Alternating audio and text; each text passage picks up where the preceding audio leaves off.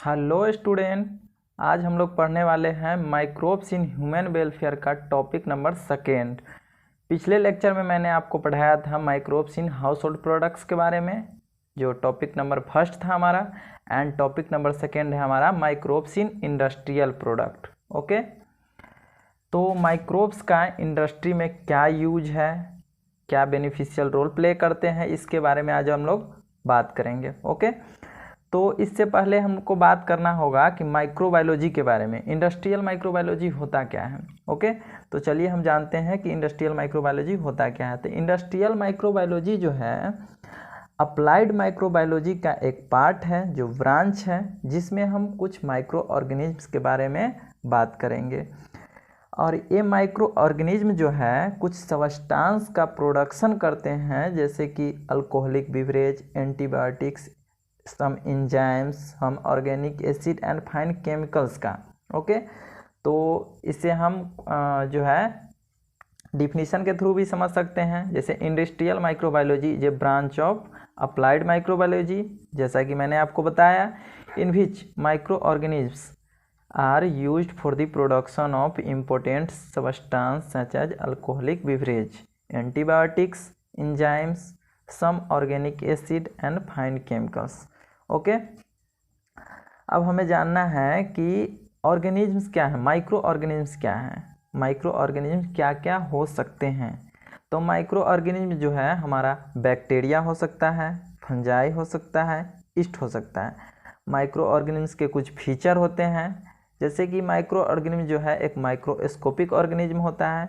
Microscopic organism का मतलब होता है कि जिसे हम नेक्ड आई से नहीं देख सकते हैं। ओके, माइक्रो ऑर्गेनिज्म जो है हमारा मल्टी सेलुलर हो सकता है, यूनिसेलुलर हो सकता है। ओके, लाइक ईस्ट जो है हमारा एक यूनिसेलुलर है माइक्रो ऑर्गेनिज्म, एंड फंजाई जो हमारा मल्टी सेलुलर एंड यूनिसेलुलर कुछ भी हो सकता है। ओके, तो अब हम माइक्रोब्स इंडस्ट्रियल प्रोडक्ट्स के बारे में बात कर रहे हैं। तो हम माइक्रोब्स इन इंडस्ट्रियल प्रोडक्ट के बारे में बात कर रहे हैं, तो इसमें पहले हम बात करेंगे अल्कोहलिक बिवरेज के बारे में। जैसा कि मैंने आपको बताया, इंडस्ट्रियल माइक्रोबायोलॉजी में कुछ माइक्रो ऑर्गेनिज्म जो है alcoholic beverage, antibiotics, enzymes, some organic acid and fine chemical का प्रोडक्शन करते हैं, जिसमें से हम मेरा फर्स्ट टॉपिक रहेगा अल्कोहलिक बिवरेज। उसके बाद हम नेक्स्ट पढ़ेंगे एंटीबायोटिक्स के बारे में, एंजाइम्स के बारे में पढ़ेंगे, सम ऑर्गेनिक एसिड के बारे में पढ़ेंगे, एंड कुछ केमिकल्स के बारे में पढ़ेंगे। ओके, तो अल्कोहलिक बिवरेज को हम फर्मेंटेड बिवरेज भी बोला जाता है। ओके, बिवरेज का मतलब क्या होता है? बिवरेज का मतलब होता है any portable liquid other than water, like tea, coffee, milk, beer, wine, brandy, whisky, rum, कुछ भी हो सकता है। ओके, जो वाटर के अलावा हो, ओके, उसे हम बिवरेज बोलते हैं। फर्मेंटेड बिवरेज मतलब, फर्मेंटेशन का मतलब क्या होगा? फर्मेंटेशन का मतलब होता है फर्मेंटेड बिवरेज। ओके, तो फर्मेंटेशन का मतलब होता है कि ब्रेक डाउन में किसी सब्सटेंस को हम ब्रेक डाउन कर करके उसका फूड कंपोनेंट को ब्रेक डाउन कर दें। ओके, तो इसको हम एक डिफिनीशन के थ्रू समझते हैं। It is an anaerobic process, यह एक एनारोबिक प्रोसेस है जिसमें हम विच माइक्रो ऑर्गेनिम्स लाइक जैसे ईस्ट हो गया, बैक्टीरिया हो गया, जो ब्रेक डाउन फूड कंपोनेंट्स को ब्रेक डाउन करते हैं। ओके, मैं आपको एक नोट्स बता रहा हूँ, जैसे generally yeast are used in fermentation process and fungi are used in to make antibiotics. Generally जो है ईस्ट का यूज फर्मेंटेशन के प्रोसेस में किया जाता है, एंड एंटीबायोटिक्स के यूज के लिए फंजाई को लिया जाता है। ओके, हमारी एनसीईआरटी कहती है कि microbes specially east have been used from time immemorial for the production of beverage like wine, whiskey, brandy और rum। ओके, तो जैसे कि हमारे एनसीईआरटी बोल रही है कि ईस्ट जो है beer, wine, whisky, brandy and rum के प्रोडक्शन के लिए रिस्पॉन्सिबल होता है, यानी कि का प्रोडक्शन करता है, बियर, वाइन, विस्की, ब्रांडी का प्रोडक्शन करता है। टाइम इमेमोरियल का मतलब क्या होता है? ओके, तो चलिए हम लोग जानते हैं टाइम इमेमोरियल के बारे में। ओके, तो टाइम इमेमोरियल का मतलब होता है use from long time. Okay, यानी कि माइक्रोब्स का यूज काफ़ी लॉन्ग टाइम से किया जा रहा है। बियर हो गया, जैसे कोई भी अल्कोहलिक जो है बिवरेज है उसके प्रोडक्शन के लिए किया जा रहा है।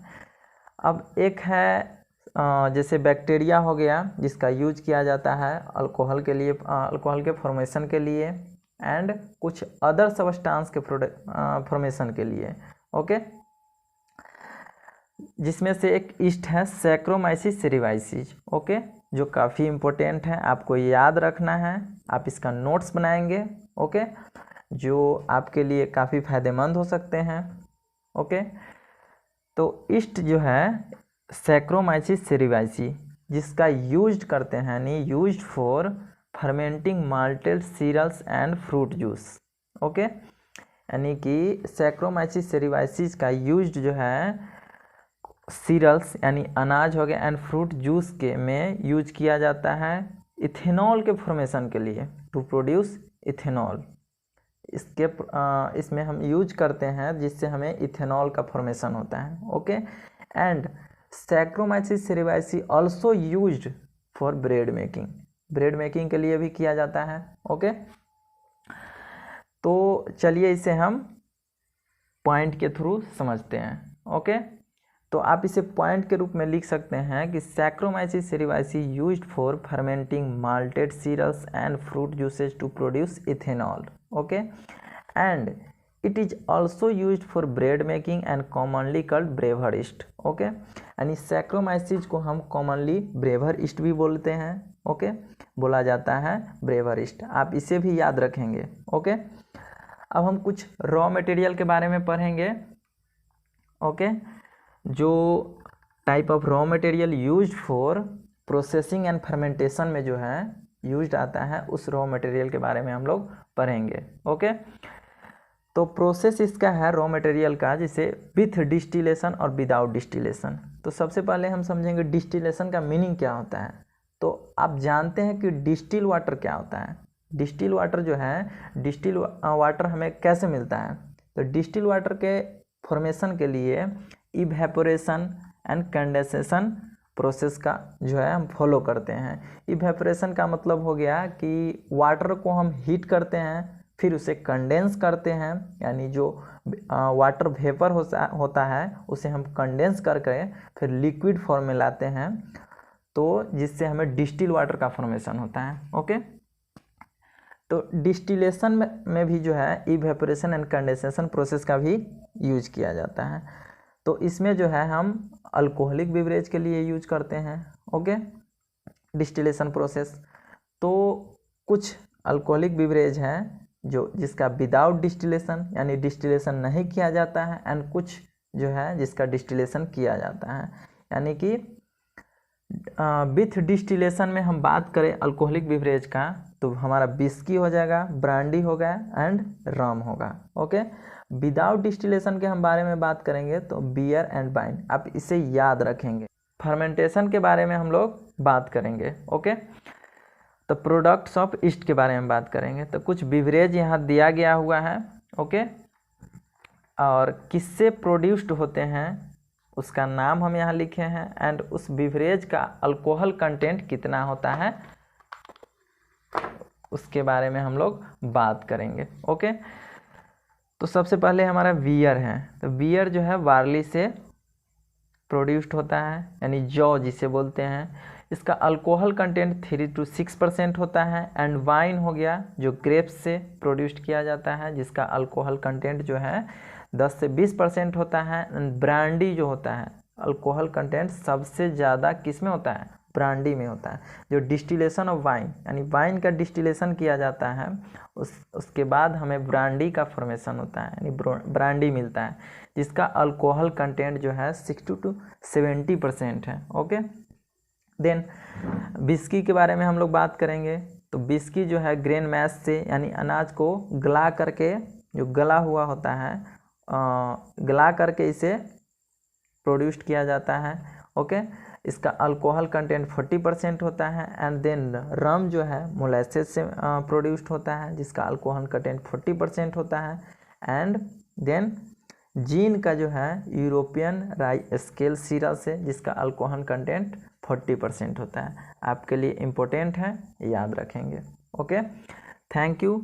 देन हम लोग बात करेंगे नेक्स्ट वीडियो में एंटीबायोटिक्स के बारे में। Okay, thank you.